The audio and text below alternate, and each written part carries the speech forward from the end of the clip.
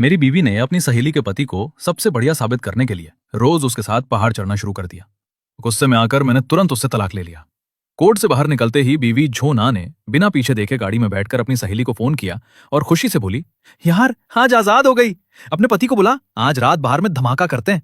आज तो नशे में ही घर जाएंगे। लेकिन मुझे पहली बार एक अजीब सी हल्कापन महसूस हुई। नीले आसमान की तरफ देखते हुए लगा जैसे पहली बार जिंदगी में भविष्य दिख रहा है। शुफू हाय, मुबारक हो, तुम्हें नई जिंदगी मिली है। अचानक एक नोटिफिकेशन की आवाज आई। सिस्टम से जुड़ गए, नए यूजर को 10 करोड़ रुपए दिए जा रहे हैं। मैं चौंक गया। क्या खुशी में मुझे भ्रम हो रहा है? फिर फोन बजा, बैलेंस देखा, 10 करोड़। दिल में तूफान था लेकिन चेहरे पर कुछ नहीं दिखाया। मैं एक मॉल में ऊपर जाने ही वाला था कि तीसरी मंजिल पर एक जानी पहचानी आवाज आई, लाओशु तुम हो क्या? मुड़कर देखा तो सामने थी लिन मीशुए, झोना की सबसे करीबी सहेली। ढीले बाथरोब में भी उसकी। खैर, मैंने नजरें हटा ली। मीशुए, क्या संयोग है? मैंने बस इतना ही कहा। हाँ, यहां मिलोगे सोचा नहीं था। वो थोड़ी झेंपी, पर अंदर से एक अजीब रोमांच भी था। सहेली का तलाक हुआ और उसके पति से यहां मुलाकात। तुम्हारी और नाना की बात सुनी, इतने साल साथ रहे, अफसोस हुआ। कोई अफसोस नहीं, मैंने सीधे कहा। दोनों के लिए बेहतर है। बच्चे बड़े हो गए, समझदार हैं। एक दूसरे को तकलीफ देने से बेहतर है आजाद रहो। लिन मीशुए मुस्कुराई। नाना को कद्र करनी चाहिए थी। तुम बहुत अच्छे हो, आगे जरूर कोई अच्छा मिलेगा। मैंने शुक्रिया कहा। मीशुए, तुम अभी भी उसी प्रॉपर्टी कंपनी में हो? हाँ, 6 साल हो गए, पर अब हाल बुरा है। घर बिकते नहीं, बाजार ठंडा है, खाने के भी लाले पड़े। उसने आह भरी। सच में? तो एक काम पूछूं? तलाक के बाद मेरे पास रहने की जगह नहीं। कंपनी का डॉम तो है, पर अब उस हाल में नहीं रहना। कोई तैयार फ्लैट दिखा सकती हो? लिन मीशुए की आंखें चमक उठी। बिल्कुल, चलो अभी। अरे रुको, मैंने अभी पैसे भी नहीं दिए यहां। घर पहले, बाकी बाद में। रुको, कपड़े बदल कर आती हूं। थोड़ी देर में लिन मीशुए वापस आई। साधारण वर्दी, पर उसमें भी एक अलग ही अंदाज। मैंने गहरी सांस लेकर खुद को संभाला। तुम कैसे आए? बाइक पर। तुम टैक्सी लो, सामने मिलते हैं। या मैं तुम्हारे साथ ही चलूं? मैं अपनी नई टी मैक्स 560 की तरफ बढ़ा तो लिन मीशुए की आंखें फटी रह गईं। ये तुम्हारी बाइक है? हाँ, अभी ली। तभी पास से एक हार्ले वाले ने रुककर कहा, भाई गाड़ी कमाल है। नई टी मैक्स 560, 1.5-2 लाख होगी ना? मैंने हंसकर सिर हिलाया। लिन्नी शुए चुपचाप सुन रही थी। झोना ने बताया था कि ये सारी तनख्वाह घर दे देते थे, जेब खर्च 500 भी नहीं। और अभी पूरा ब्रांडेड लुक और 1.5 लाख की बाइक। क्या ये पहले से अमीर था और नाटक कर रहा था? लिन्मी शुए के मन में सवाल घूमने लगे। शू भाई, मैं भी पीछे बैठ जाऊं? ठीक है, आ जाऊं। वो पीछे बैठी, झिझकी, फिर धीरे से मेरी कमर पर हाथ रख दिया। मैंने एक झुरझुरी महसूस की और ध्यान सड़क पर लगा ली। लिन मीशुए फाइल पलटते हुए बोली, शू भाई, कैसा घर चाहिए? तैयार फ्लैट चाहिए जिसमें सीधे रह सकूं, पर किराए पर नहीं। अगर पसंद आया तो खरीदना है। लिन मीशुए चौंक गई। अभी अभी तलाक हुआ और सीधे घर खरीदना? मुझे उसकी हैरानी देखकर अंदर से मजा आ रहा था। जिंगजियांग गार्डन में कोई बड़ा पेंट हाउस है, पूरी तरह तैयार, सीधे रहने लायक, खुद सजाने का झंझट नहीं चाहिए। जिंगजियांग गार्डन का पेंट हाउस? लिन मीशुए को लगा शायद उसने गलत सुना। जिंगजियांग गार्डन शहर की सबसे आलीशान रिहायशी कॉलोनी, नदी किनारे, शहर के बीचों बीच, शोर से दूर, सुकून में। ज्यादातर 6 मंजिला लग्जरी फ्लैट्स। बीच का टावर किंग तो 600 वर्ग मीटर से भी बड़ा था। वो 2 बार वहां सैंपल फ्लैट दिखाने गई थी। उस रईसी ने उसे अंदर से जला दिया था। और ये सीधा साधा आदमी वहां खरीदना चाहता है? शू भाई, मजाक तो नहीं कर रहे? वहां तो 3 लाख रुपए प्रति वर्ग मीटर है, और कम से कम 200 वर्ग मीटर से शुरू होता है। 200 वर्ग मीटर थोड़ा छोटा है।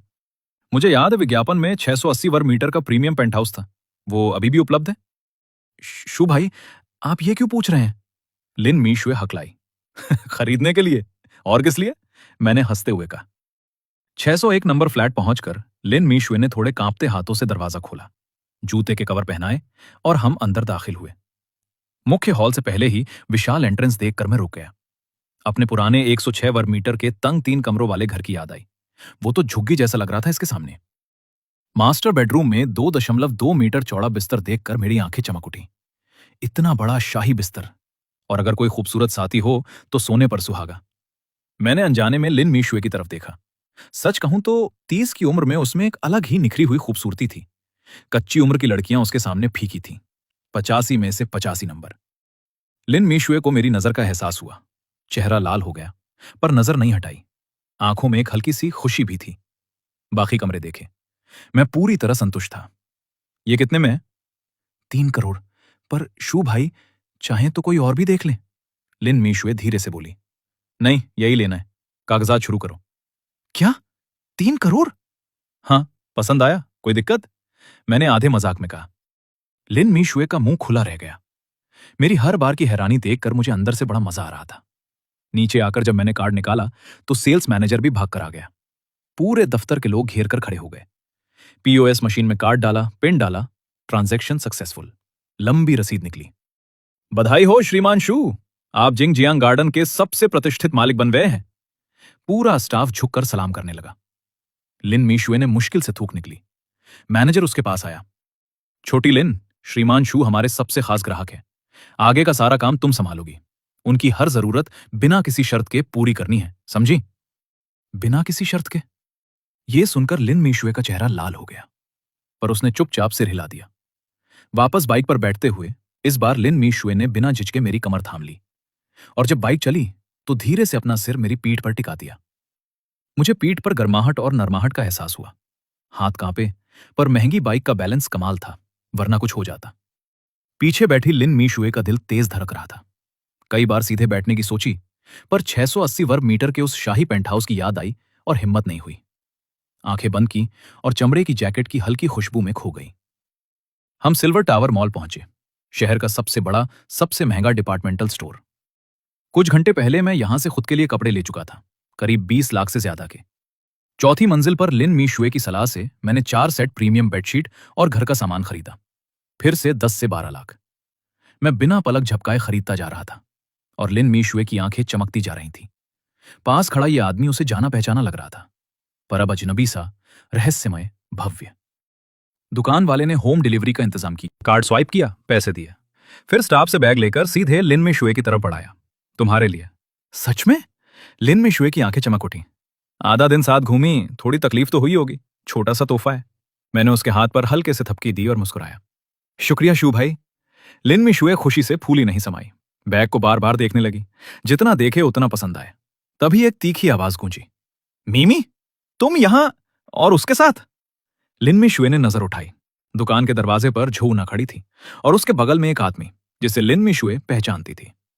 झोना का पहला प्यार, मां झेन टोंग। चारों एक दूसरे को देखते रहे। माहौल एकदम ठंडा हो गया। 10-12 सेकंड की चुप्पी के बाद झोना से रहा नहीं गया। शुफू हाय, क्या माजरा है? मीशुए के साथ क्या कर रहे हो? उसकी आवाज में सवाल कम, इल्जाम ज्यादा था। नजर लिन मीशुए के हाथ में पकड़े बैग पर जा टिकी। इस सीजन का नया कलेक्शन, कम से कम 2-3 लाख का। झोना और मीशुए सहेलियां थीं, पर अंदर ही अंदर हमेशा एक होड़ रहती थी। मां झेन डोंग ने अभी अभी उसे 6,000 का बैग दिलाया था, और ये देखकर वो जल भुन गई। उससे भी बड़ी बात, अभी अभी तलाक हुआ और ये आदमी उसकी सहेली के साथ लग्जरी शॉपिंग कर रहा है। गुस्से की आग भड़क उठी। मैंने एक नजर झोना पर डाली, फिर उसके बगल वाले पर, और शांत ठंडे लहजे में बोला, झोना, शायद तुम भूल गई, हमारा तलाक हो चुका है। मैं किसके साथ हूं इससे तुम्हें क्या लेना देना?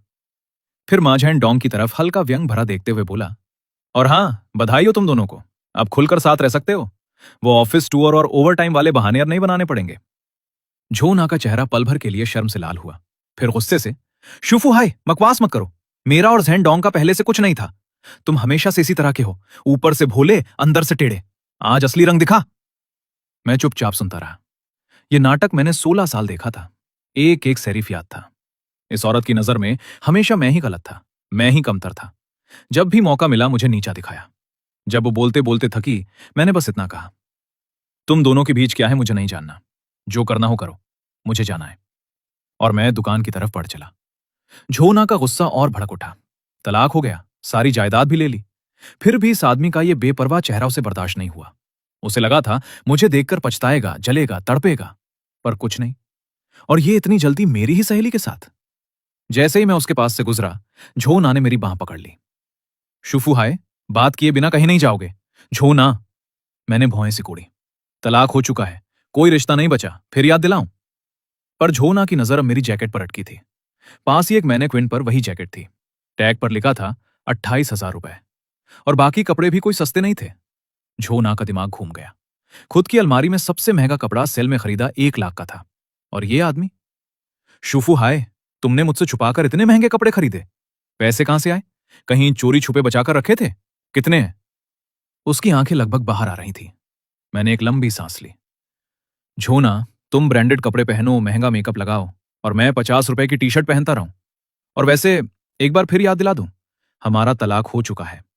मैं क्या खरीदता हूं, किसके साथ हूं, तुम्हें कोई हक नहीं पूछने का। मैंने मुड़कर लिन मिशुए को देखा। वो थोड़ी असहज खड़ी थी, सोच रही थी झोना को क्या जवाब दे। पर मैंने उसे इशारा किया और वो चुपचाप मेरे पास आकर खड़ी हो गई। मैंने झोना से कहा, बताने की कोई जरूरत नहीं थी, पर चूंकि तुम जानना चाहती हो, मी शुए प्रॉपर्टी एजेंट है। आज मैंने जिंगजियांग गार्डन में एक फ्लैट खरीदा। उसी के लिए बेडिंग और सामान देखने आए थे। कोई सवाल? झोना का मुंह खुला रह गया। क्या? जिंगजियांग गार्डन में घर खरीदा? आवाज कई पर्दे ऊंची हो गई।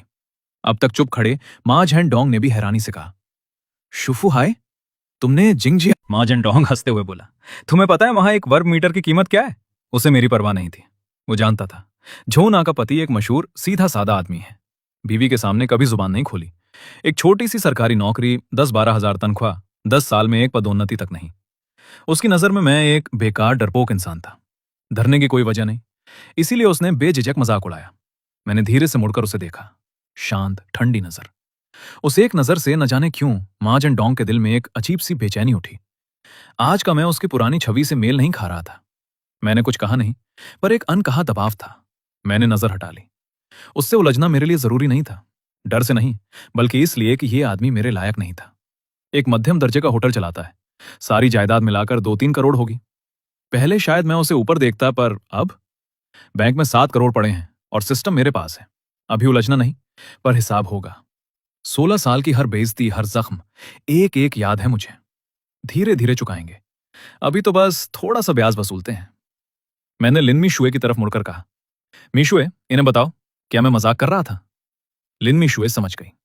उसने एक पेशेवर मुस्कान लगाई और मा जेनडोंग की तरफ मुखातिब हुई। आज दोपहर शूजी ने हमारे जिंगजियांग गार्डन में 680 वर्ग मीटर का प्रीमियम पेंट हाउस खरीदा, पूरे 3 करोड़ में, फुल पेमेंट।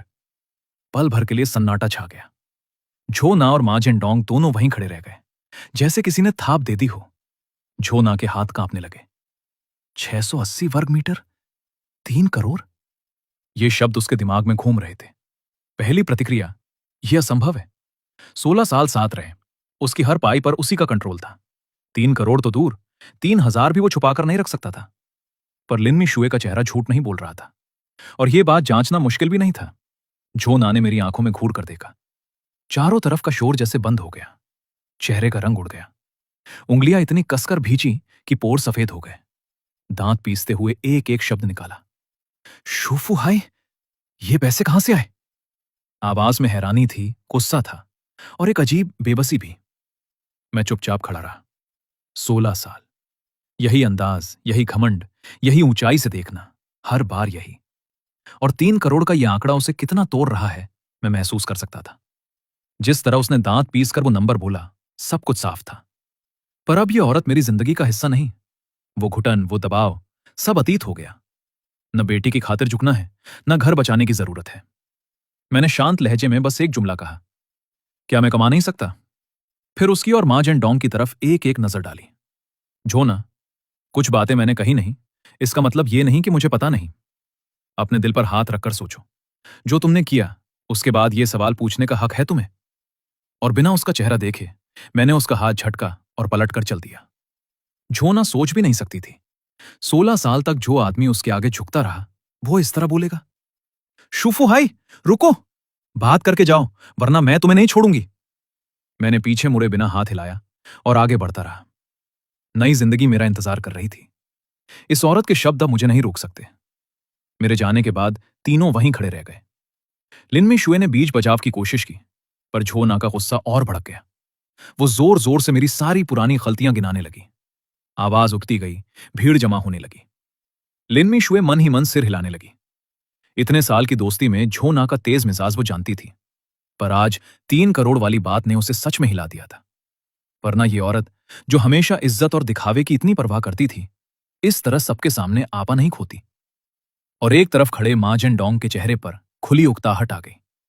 वो झोना के पास इसलिए आया था क्योंकि वो खूबसूरत थी, और पराई होने का एक अजीब रोमांच था। पर उसे ये उम्मीद नहीं थी कि झोना सच में तलाक ले लेगी और तलाक के अगले ही दिन उसके पास शादी का प्रस्ताव लेकर आ जाएगी।